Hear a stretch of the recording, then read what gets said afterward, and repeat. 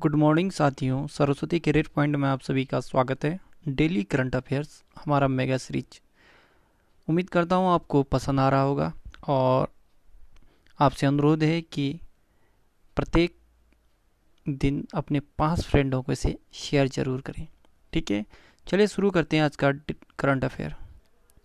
हाल ही में किस देश के प्रधानमंत्री हसन दियाब ने इस्तीफा दे दिया है? तो ये लेबनान के थे। हाल ही में कोविड-19 वैक्सीन रजिस्टर करने वाला पहला देश कौन सा बना? तो ये रूस बना है। रूस के राष्ट्रपति व्लादिमीर पुतिन ने घोषणा किया है कि देश में तैयार की गई कोविड-19 वैक्सीन को इस्तेमाल के लिए सफलतापूर्वक पंजीकृत कर लिया गया है। रूस के स्वास्थ्य मंत्रालय ने मॉस्को के गोमिया इंस्टीट्यूट द्वारा विकसित दुनिया की पहली कोविड-19 वैक्सीन के लिए नियामक मंजूरी दे दी है। इसके साथ ही रूस कोरोना वायरस वैक्सीन पंजीकृत करने वाला पहला देश बन गया विश्व में। हाल ही में मानव हाथी टकराव पर राष्ट्रीय पोर्टल सुरक्षा का शुभारंभ किसने किया? तो ये प्रकाश जावड़ेकर ने किया है। राष्ट्रीय पोर्टल सुरक्षा मानव हाथी संघर्ष से संबंधित है और इस पोर्टल का उद्देश्य वास्तविक समय पर जानकारी के संग्रह और सही समय पर मानव हाथी टकराव के निपटान का प्रबंध भी करेगा। ठीक, राष्ट्रीय पोर्टल को विश्व हाथी दिवस के अंतर्राष्ट्रीय वार्षिक कार्यक्रम के दौरान लॉन्च किया जाएगा। हर साल 12 अगस्त को मनाया जाने वाला विश्व हाथी दिवस एक अंतर्राष्ट्रीय वार्षिक कार्यक्रम है जो दुनिया भर के हाथियों की सुरक्षा और संरक्षा के लिए समर्पित है। हाल ही में किस राज्य सरकार ने शहरी वन भूमि प्रदान करने की घोषणा की है? तो ये छत्तीसगढ़ ने। छत्तीसगढ़ के अंदर जानकारी में देखो, सी घाट ऐप छत्तीसगढ़ ने पढ़ी तुहार द्वार ये छत्तीसगढ़ का ही ऐप है। राजीव गांधी किसान न्याय योजना छत्तीसगढ़ का है। पुलिस ने डिप्रेशन ग्रस्त कर्मियों के लिए स्पंदन अभियान, ये छत्तीसगढ़ का है। ठीक है, जो पुलिस है उसमें जो डिप्रेशन ग्रस्त कर्मी हैं उनके लिए स्पंदन अभियान शुरू किया है।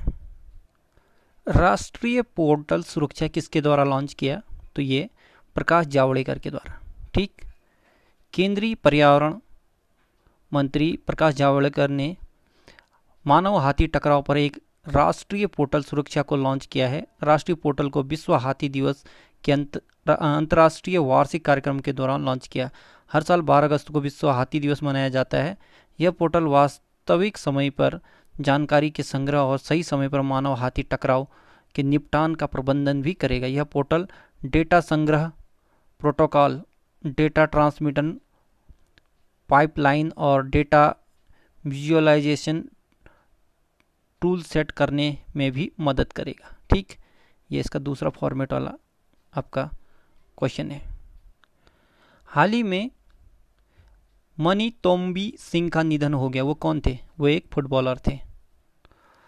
भारत के पूर्व डिफेंडर और मोहन बागान कप्तान मनी तोम्बी सिंह का निधन हो गया है। उन्होंने 2010 में दिल्ली सॉकर एसोसिएशन लीग का खिताब जीता था। हाल ही में आत्मनिर्भर मध्य प्रदेश स्वास्थ्य और शिक्षा पर वेबिनार का आयोजन कहाँ किया गया? तो ये नई दिल्ली में किया गया। कुशल श्रमिकों के लिए रोजगार सेतु योजना, जीवन शक्ति योजना मास्क पहनिए बनाएंगी 11 रुपये में। ठीक है, top parent app for student, संकल्प योजना उमरिया जिला बुजुर्गों को सहायता प्रदान करने के लिए। ठीक है, ये सारे के सारे मध्य प्रदेश के हैं। आत्मनिर्भर मध्य प्रदेश के जो वेबिनार था इसका नई दिल्ली में केंद्रीय शिक्षा मंत्री रमेश पोखरियाल निशंक द्वारा आत्मनिर्भर मध्य प्रदेश स्वास्थ्य और शिक्षा शीर्षक पर एक वेबिनार का उद्घाटन किया गया। वेबिनार को आत्मनिर्भर भारत कार्यक्रम के अंतर्गत मध्य प्रदेश के लिए देश भर के विषय विशेषज्ञों के साथ शिक्षा और स्वास्थ्य जैसे विषयों पर चर्चा के लिए आयोजित किया गया था। हाल ही में national infrastructure pipeline online dashboard किसने लॉन्च किया है? तो ये निर्मला सीतारमण ने। NIP ऑनलाइन डैशबोर्ड केंद्रीय वित्त और कॉरपोरेट कार्य मंत्री निर्मला सीतारमण द्वारा राष्ट्रीय अवसंरचना pipeline national infrastructure pipeline NIP online dashboard का उद्घाटन किया गया।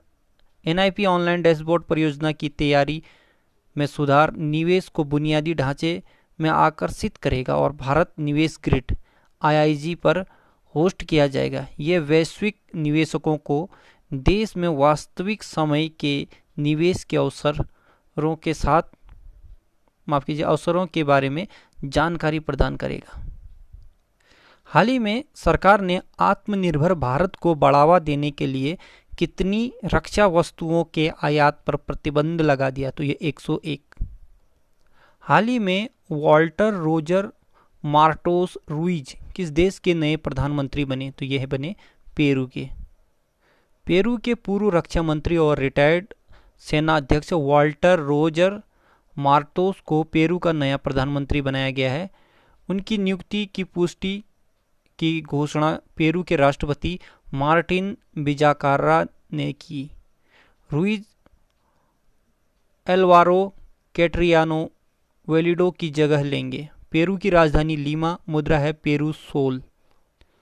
हाल ही में 70वीं एनिवर्सरी ग्रैंड प्रिक्स 2020 किसने जीती? तो ये मैक्स वर्स्टरपन।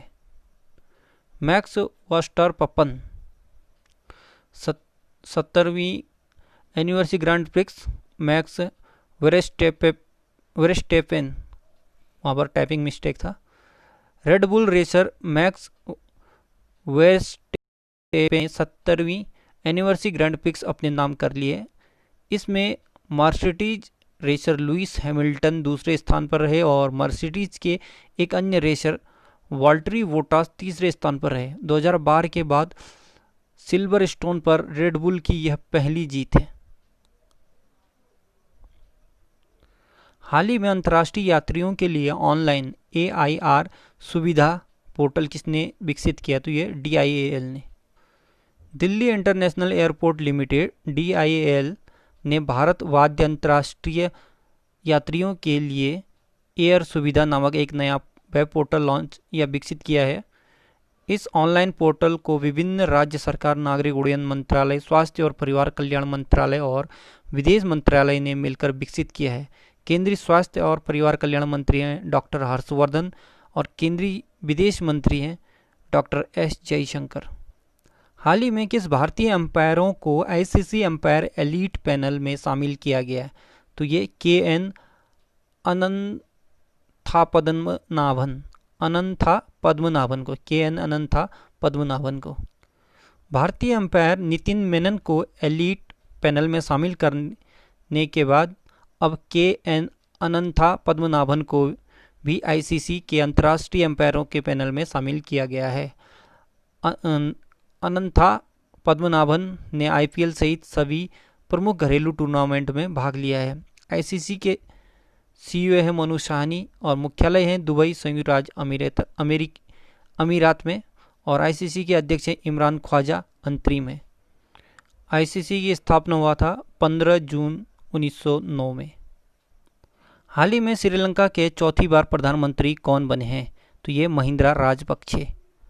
श्रीलंका के पूर्व राष्ट्रपति महिंद्रा राजपक्षे ने चौथी बार देश के प्रधानमंत्री के रूप में शपथ ली। यह कारनामा उनकी पार्टी की 5 अगस्त 2020 को संसदीय चुनाव में शानदार जीत हासिल करने के बाद हुआ। महिंद्रा राजपक्षे को 9वीं संसद के लिए उनके छोटे भाई और श्रीलंका के राष्ट्रपति गोतबया राजपक्षे ने पद की शपथ ऐतिहासिक बौद्ध मंदिर केलानिया और राजमाह बिहार उत्तरी कोलंबो उपनगर में दिलाई। श्रीलंका पीपल पार्टी के 74 वर्षीय नेता को श्रीलंका का PM नियुक्त किया गया है। इससे पहले 2004 में महिंद्रा राजपक्षे पहली बार प्रधानमंत्री चुने गए थे। हाल ही में अलेक्जेंडर लुकाशेंको किस देश की 6ठी बार राष्ट्रपति चुने गए? तो ये बेलारूस के। हाल ही में किसने virtual visiting card feature launch किया है? तो ये गूगल ने किया है। हाल ही में किस देश के माउंट सिनाबुंग ज्वालामुखी में विस्फोट हुआ? तो ये इंडोनेशिया के। ठीक है, आगे देखें। इंडोनेशिया के माउंट सिनाबुंग ज्वालामुखी में पुनः विस्फोट हो गया है। यह ज्वालामुखी 400 साल तक निष्क्रिय रहा था और हाल ही में 2010 और 2014 में विस्फोट हुआ। पैसिफिक रिंग ऑफ फायर पर स्थित इस जिसमें 120 से अधिक सक्रिय ज्वालामुखी हैं, माउंट सिनावंग इंडोनेशिया के उत्तरी सुमात्रा द्वीप में स्थित है।